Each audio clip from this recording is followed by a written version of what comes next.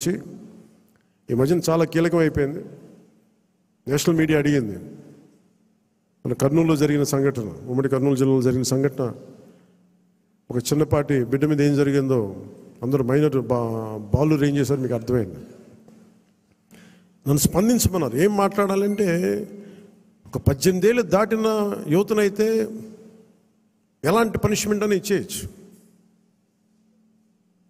ప్రతిసారి ఇలాంటి దుర్ఘటనలు జరిగినప్పుడల్లా ఒక మనిషిని ఎన్కౌంటర్ చేస్తే సమస్య తీరిపోద్దా అనేది ఎప్పుడు నాకు సందేహం. మరి ఏం చెయ్యాలి అనేది కూడా అందరూ కూర్చొని చేయాలి.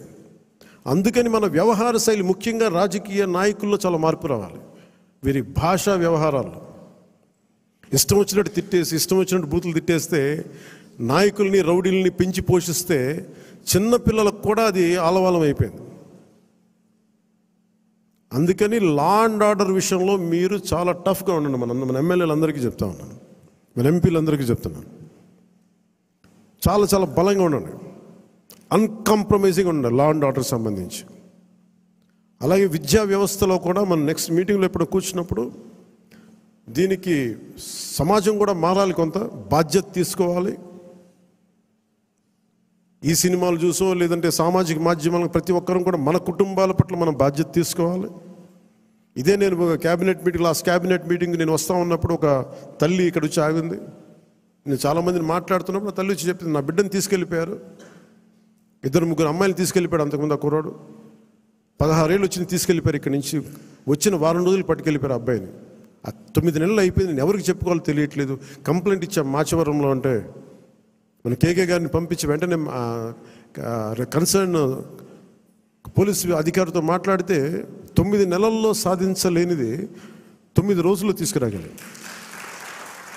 ఇది ఎందుకు చెప్తున్నానంటే, విజయం అని కాదు, ఒక చిన్నపాటి అధికారం ఇంత చేయగలదు.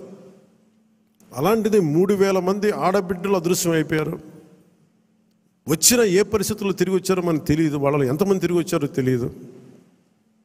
అందుకని ముఖ్యంగా ఆడబిడ్డలకు సంబంధించి మటుకు చాలా చాలా బలమైన మనకి ఈ లా అండ్ ఆర్డర్ సిచ్యువేషన్ చాలా బలంగా ఉండాలి. అందుకని మనందరం కూడా పర్సనల్గా, అపార్ట్ ఫ్రమ్ పార్టీ, మనందరం కూడా దీనికి భవిష్యత్తులో ఇలాంటివి జరగకుండా, నంద్యాల ఇన్సిడెంట్ లాంటివి జరగకుండా ఉండాలంటే ఏం చేయాలి? మాధ్యమాల్లో, ప్రసార మాధ్యమాలు కూడా నా కోరిక ఏంటంటే, ఎంతసేపు తిట్ల పురాణాలు కాకుండా మీరు ఇవ్వాల్సింది ఇలాంటి చర్చలు, ఇలాంటి దుర్ఘటనలు జరగకుండా ఉండాలంటే ఏం చేయాలి, దాని మీద కొంచెం హెల్తీ డిబేట్స్ పెట్టండి. మనోహర్ గారు సివిల్ సప్లైస్ ఎంత బలంగా పనిచేసిన మనోహర్ గారు, మీకు మనస్ఫూర్తిగా మా అభినందనలు తెలియజేస్తాను. పొద్దున్న హైదరాబాద్లో కూడా మాట్లాడుతున్నారు, అధికార యంత్రాంగం అందరూ మీరు చాలా బాధ్యతగా